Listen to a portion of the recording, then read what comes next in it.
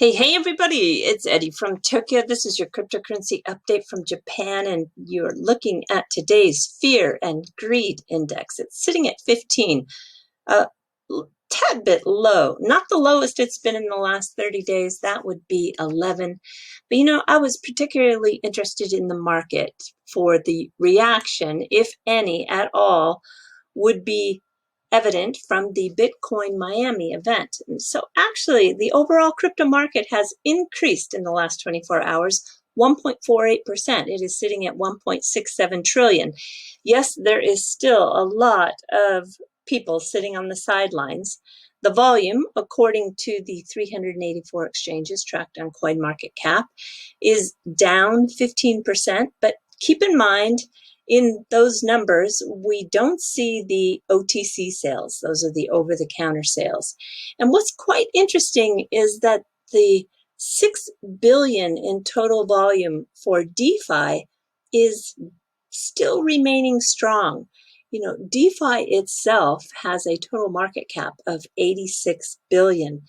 And another interesting statistic for people who like numbers, do you know that 79% of the last 24-hour volume was in stable coins? 65 billion.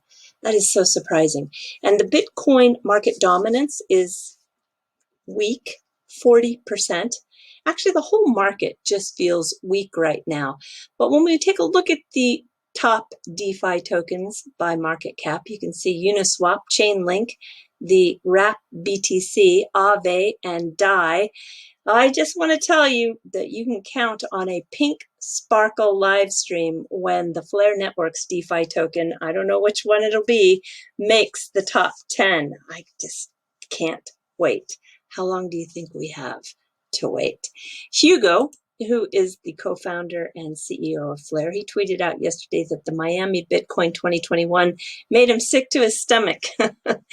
Yeah, I know it was kind of sickening for a lot of people. But yeah, the market and this industry is composed of a lot of decent people, and he is building something very excellent.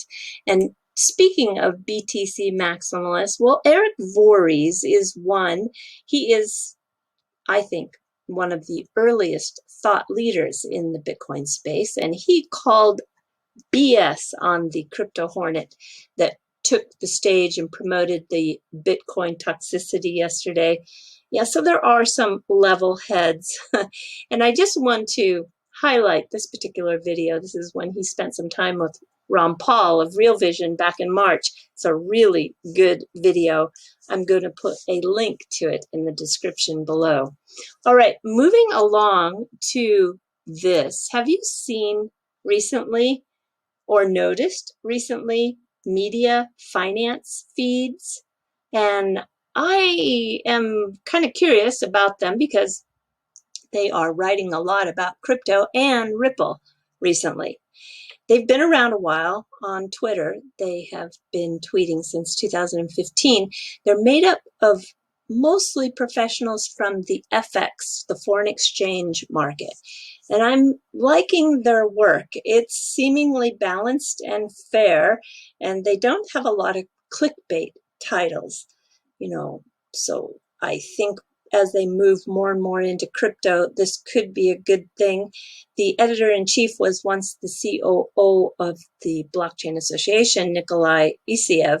And I guess the reason why I pay attention to these media outlets so much is because the company Ripple and the digital asset XRP are always at a disadvantage with most of the media sources that cover crypto, just because they try to make the digital asset XRP look bad. And so it is always at a disadvantage with getting some fair coverage. And I think that finance feeds might be a little bit different. Today, they did write an article, and it is Ripple's XRP in the Shadow. Bank Consortium tests the FX swaps platform by Finality. Now, a lot of people sent me in direct messages on Twitter this article, and I think it of course, brought a lot of fear because there are 11 banks that are using a token for liquidity in a trial, and they've concluded 76 intertrades for FX swap transactions based on 66 orders, and it is expected to go live in 2022. They're actually behind schedule. I have been following this project since it was kind of let out of the bag more than a year ago. They were supposed to already be live, but this is what I want to say. The SBI-backed exchange FX Coin in Japan, which has held multiple demonstrations with using XRP in cross-border remittances between Japan and Singapore. This is from a press release in February, and they had success in doing it. And the president, Onishi-san, said, and this is my point here, we are very confident that XRP has even greater potential to expand the crypto asset with the FX swaps market. Yes, and you need to know that the FX Coin exchange has the most XRP pairs in Japan, and the team surrounding this platform, they are serious foreign exchange professionals. Here you can see they promote XRP in a very heavy way. This is the latest and current campaign, running until July 1st to receive 2,000 XRP as a gift back bonus on trading. But here's the bottom line. The fact that 11 banks are using a digital asset to solve FX swaps only proves that SBI and FX Coin are ahead of the pack, and it absolutely validates the concept. I think it's bullish news. Remember, the FX swaps market, it is 6 trillion plus traded daily. That's a lot of pie to go around. And SBI, they are sponsoring yet another team. This is the SBI Esports. It's the company that falls under the umbrella of SBI Holdings. And they, of course, are the largest outside shareholder of Ripple. And this time they are sponsoring a professional J1 soccer or football team in Nagoya. And they are a lucky team, too. Their home pitch is this beautiful Toyota Stadium. Really, really gorgeous. And on the 6th of June, on their official website, they announced that they're doing a collaboration with the Beams brand in Japan. Beams is a brand that's loved by the young guys. And Beams is going to make their uniform, and they're going to use the textile with a technique that was loved by samurai. It is a technique from the town of Arimitsu. And this is a technique that has been used for more than 400 years.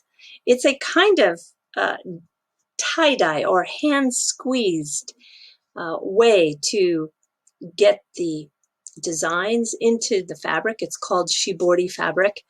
And they can squeeze this into silk, into cotton, and even today's synthetic fibers. Because the town was in this hilly area, it was not suitable for rice cultivation. So they had to refine this type of dye process, and they still do it today. And as a matter of fact, I found the piece that I did a few years ago. This is the style of shibori, and it is a kind of a tie-dye, but there's all different types. This is a wonderful video that takes you through the process. This town, by the way, is, this is the dye. It's actually derived from it's a plant-based dye. It's very, very strong. It comes out kind of like an indigo blue, and isn't that beautiful? That's a tenugui, which is a towel. This is a technique that you can actually do if you visit this town, and it is part of the old culture of Edo. Edo is the beginning of 1600s. It's a real time capsule. Not much has changed. Still, a lot of the old buildings are still there, and it's a wonderful place to go if you want to see the old Japan. So you didn't know you were in the fluff, did you? All right, everybody, do take care. Sayonara for now. Bye-bye.